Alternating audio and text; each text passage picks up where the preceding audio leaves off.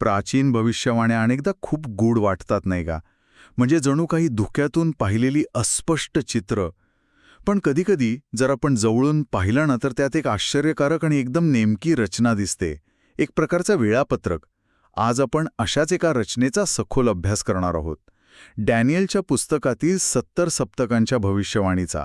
ज्या काळात इस्रायलचे लोक हद्दपार झाले होते आणि आपल्या भविष्याबद्दल काळजीत होते, त्या काळात ही भविष्यवाणी त्यांच्यासाठी एका आशेच्या नकाशासारखी होती. म्हणूनच ती आजही इतकी अभ्यासली जाते. अगदी बरोबर. आजच्या आपल्या चर्चेचं ध्येय हेच आहे की या भविष्यवाणीला एका दैवी वेळापत्रकाच्या रूपात समजून घेणं. आपल्याकडे असलेल्या स्रोतांनुसार ही केवळ काही घटनांची यादी नाहीये, तर इस्रायलचे लोक आणि यरुशलेम शहराशी संबंधित मोठ्या घटनांची एक स्पष्ट रूपरेषा आहे. आणि यात एका मोठ्या कालखंडाला 3 स्पष्ट भागांमध्ये विभागलं आहे आणि काही महत्त्वाच्या क्षणांसाठी वेगवेगळी मतही मांडली आहेत. हो, आपल्याकडे बायबलमधील काही उतारे आणि त्यावर आधारित सविस्तर नोंदी आहेत. चला, या गुंतागुंतीच्या वेळापत्रकाला टप्प्याटप्प्याने उलगडून पाहूया. पण सुरुवातीला हे 70 सप्तक म्हणजे नक्की काय? आणि या संपूर्ण 490 वर्षांचा कालावधीचं अंतिम ध्येय काय आहे ते समजून घेऊ. ठीक आहे, चला याचा उलगडा करूया. या नोंदींमध्ये डॅनियल 9.24 चा संदर्भ देऊन या 70 सप्तकांच्या कालावधीचा अंतिम उद्देश सांगितला आहे. आणि ती उद्दिष्ट काही छोटी नाहीत. अपराधांचा अंत करणे, पापांचा शेवट करणे, दुष्टतेसाठी किंमत चुकवणे आणि कायमस्वरूपी नीतिमत्तेची स्थापना करणे. इतकंच नाही तर सर्व दृष्टांत आणि भविष्यवाणी खऱ्या करून त्यावर शिक्का मारणे आणि परमपवित्र स्थानाचा अभिषेक करणे. वाह! ही तर जगाला पूर्णपणे रिसेट करण्यासारखी यादी आहे. नक्कीच, ही उद्दिष्टे खूप मोठी आहेत. पण हे वेळापत्रक समजून घेण्यासाठी सप्तक या शब्दाचा अर्थ समजून घेणं महत्त्वाचं आहे. आपल्याकडील माहितीनुसार इथे एक सप्तक म्हणजे 7 दिवसांचा आठवडा नाही, तर 7 वर्षांचा काळ, म्हणजे एकूण 490 वर्षे. पण गंमत अशी आहे की ही 490 वर्षे सरळ रेषेत मोजलेली नाहीयेत. म्हणजे 490 वर्षांचा काळ सरळ नाहीये. तो कसा विभागलाय मग? असं समजा की ही एक 3 अंकी मालिका आहे किंवा एखाद्या नाटकाचे 3 अंक. ही रचना 7 अधिक 62 अधिक 1 अशी आहे. म्हणजे पहिले 7 सप्तक जी झाली 49 वर्षे आणि त्यानंतरचे 62 सप्तक म्हणजे 434 वर्ष हे एकामागोमागे येतात. हे झाले पहिले 2 अंक. पण तिसरा आणि शेवटचा अंक सुरू होण्याआधी एक मोठं अंतर किंवा मध्यांतर आहे. अच्छा. जणू काही नाटकाच्या 2 अंकांमधली एक मोठी सुट्टी. आणि हेच मध्यांतर या भविष्यवाणीला खूप खूप रंजक बनवतं. हे खूपच मनोरंजक आहे. चला तर मग या वेळापत्रकाच्या सुरुवातीपासून म्हणजे पहिल्या अंकापासून सुरुवात करूया. हे पहिले 59 सप्तक जे यरुशलेमच्या पुनर्बांधणीपासून मसीहापर्यंत पसरलेले आहेत. या काळाची सुरुवात नेमकी कुठून होते? म्हणजे या घड्याळाचा काटा कधी सुरू होतो? या विवेचनानुसार डॅनियल 9.25 मध्ये याची सुरुवात स्पष्टपणे सांगितली आहे, यरुशलेमची पुनर्बांधणी करण्याच्या आज्ञेपासून. आणि याला एक ठोस ऐतिहासिक संदर्भही दिला आहे. उदाहरणार्थ, पारसाचा राजा कोरेश याने इसवी सन पूर्व 536 मध्ये दिलेली आज्ञा. ह्याच आज्ञेनंतर जरुबाबेलच्या नेतृत्वाखाली दुसऱ्या मंदिराची उभारणी सुरू झाली. आणि उभारणी सुद्धा काही सरळ सोपी नव्हती, बरोबर. नोंदींमध्ये नमूद केल्याप्रमाणे हे काम इसवी सन पूर्व 536 ते 516 पर्यंत चाललं, म्हणजे तब्बल 20 वर्ष. आणि त्यात अनेक अडथळे आले. मध्येच काही काळ बांधकाम थांबवण्यातही आलं होतं. हे तपशील म्हणजे यामुळे ही भविष्यवाणी केवळ एक कल्पना राहत नाही, तर तिला एक ऐतिहासिक सत्याचा आधार मिळतो, एक नक्कर पाया मिळतो. हो, अगदी. आणि आता आपण या कथेच्या एका अत्यंत महत्त्वाच्या वळणावर येतो. या 59 सप्तकांचा कालावधी कोणत्या घटनेने होतो ह्यावर आपल्या स्रोतांमध्ये 2 मुख्य मतं दिली आहेत. आणि दोन्ही तितकीच तर्कसंगत वाटतात. 2 वेगवेगळी मतं. थांबा, हे थोडं गोंधळात टाकणार आहे. म्हणजे एकीकडे आपण एका नेमक्या वेळापत्रकाबद्दल बोलतोय आणि दुसरीकडे त्याच्या शेवटच्या बिंदूबद्दल 2 शक्यता आहेत. कोणत्या आहेत त्या? पहिलं मत असं आहे की या काळाचा शेवट येशूच्या बाप्तिस्म्याने होतो. या मताचा आधार आहे डॅनियल 9.25, जिथे अभिषिक्त व्यक्ती म्हणजे मसीहाच्या येण्याबद्दल सांगितलं आहे. आणि ख्रिस्ती श्रद्धेनुसार बाप्तिस्म्याच्या वेळी येशूला पवित्र आत्म्याने अभिषेक मिळाला होता. अच्छा. त्यामुळे काही अभ्यासक या घटनेला 69 सप्तकांचा शेवट मानतात. बेसिकली त्याच्या सार्वजनिक कार्याची सुरुवात. ठीक आहे. म्हणजे मसीहाचं आगमन आणि त्याच्या कार्याची सुरुवात. हे तर्कसंगत वाटतं. आणि दुसरं मत काय आहे? दुसरं मत येशूच्या वधस्तंभावरील मृत्यूवर लक्ष केंद्रित करतं. याचा आधार आहे पुढचं वचन, डॅनियल 9:26. त्यात असं म्हटलं आहे की 62 सप्तकांनंतर अभिषिक्त व्यक्तीला कापून काढले जाईल. कापून काढले जाईल? हो, कापून काढले जाणे ही एक तीव्र अभिव्यक्ती आहे, जिचा अर्थ मृत्यूशी जोडला जातो. म्हणून हे मत 69 सप्तकांचा शेवट येशूच्या मृत्यूने झाला असं मानतं. पण ही दोन्ही मतं खूप वेगळी आहेत. एकीकडे कार्याची सुरुवात तर दुसरीकडे त्याचा ऐहिक शेवट. या दोन टोकांच्या घटना एकाच भविष्यवाणीचा शेवट कशा असू शकतात? याचा अर्थ असा होतो की हे 483 वर्षांचं वेळापत्रक एकतर येशूच्या कार्याची सुरुवात किंवा त्याचा शेवट या दोन्हीपैकी एकाकडे निर्देश करतं. पण एक गोष्ट निश्चित आहे की दोन्ही मतं मसीहालाच केंद्रस्थानी ठेवतात. अगदी बरोबर. आणि इथेच या वेळापत्रकात तो अनपेक्षित पॉज किंवा मध्यांतर येतो, ज्याबद्दल आपण सुरुवातीला बोललो होतो. या 69 सप्तकांच्या समाप्तीनंतरच तो गॅप सुरू होतो.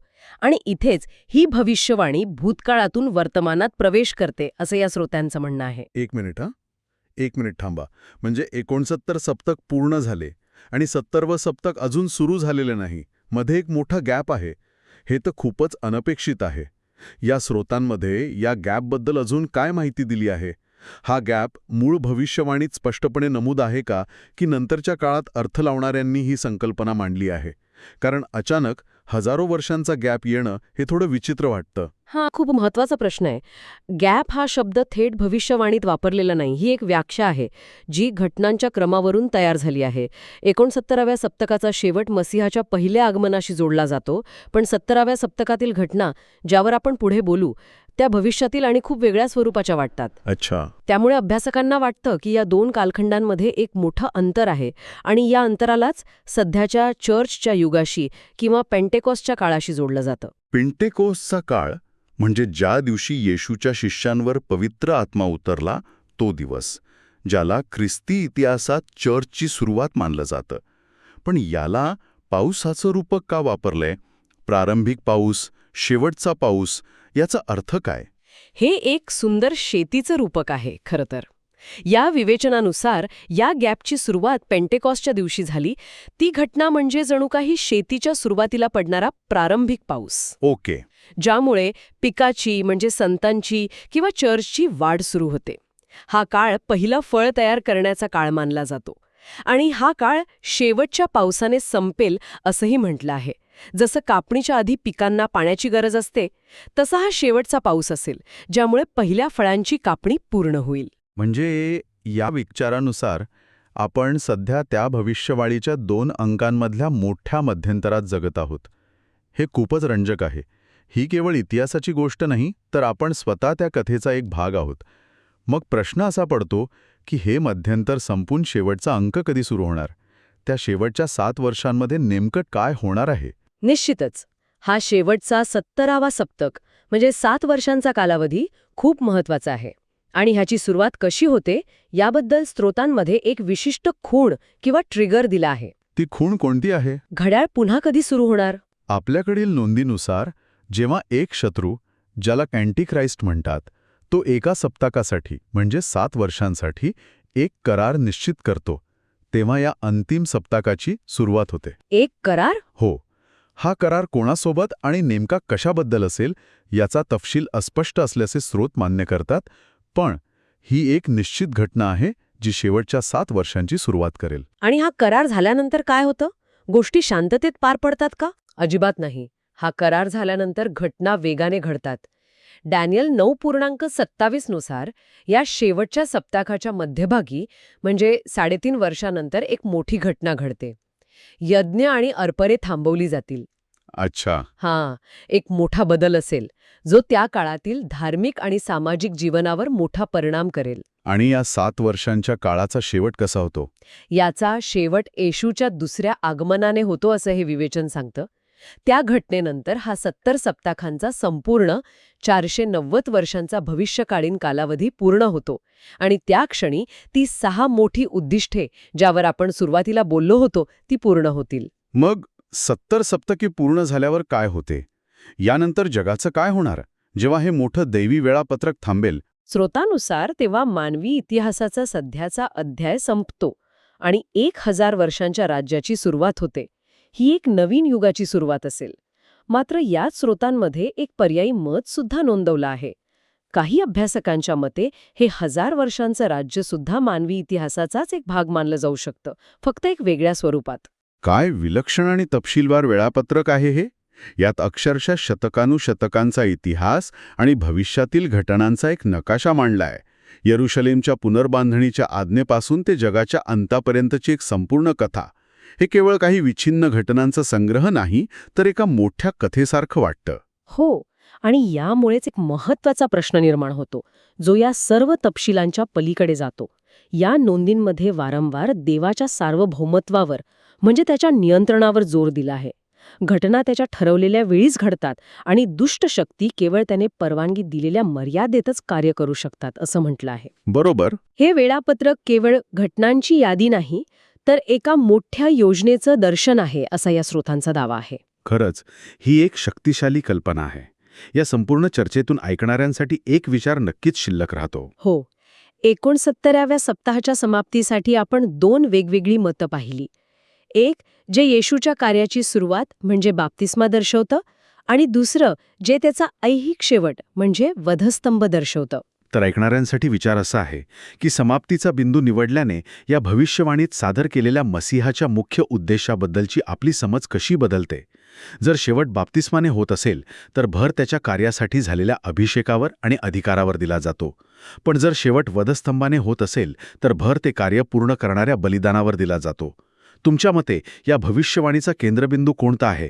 सामर्थ्याची सुरुवात की प्रेमाचा त्याग?